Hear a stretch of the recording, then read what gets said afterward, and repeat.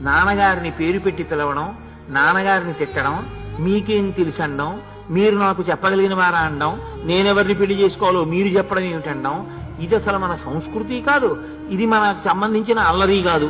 చిత్రం ఏమిటంటే ఇప్పుడు రామాయణాన్ని కట్టకట్టి పక్కనెట్టి రాసే వాళ్ళందరూ ఇటువంటి చౌకబారు రాతలు రాసేవాళ్ళు వచ్చారు.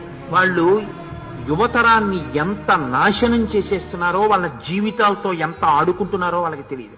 నిజంగా వాళ్ళు చేసిన పాపం ఏమిటో, వాళ్ళు చేస్తున్న పాపం ఏమిటో, వాళ్ళు రాసిన మాటల వల్ల ఎన్ని కుటుంబాలు క్షోభపడిపోతున్నాయో, ఎన్ని కుటుంబాలు ఏడుస్తున్నాయో, ఎంత అవ్యవస్థ తయారవుతోందో.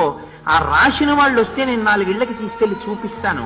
ఆ డైలాగులు విని పిల్లలు పాడై ఏ స్థితిలో ఉన్నారో, నైతిక బాధ్యతతో సిగ్గుతో బతికున్న వాళ్ళు కలం పట్టుకోడు. ఇంత పొరపాటు చేశానా నేను? డబ్బు కోసం అవసరమైతే 4 ఇళ్ల ముందుకెళ్లి భిక్షాటన చేసి బతకచ్చు.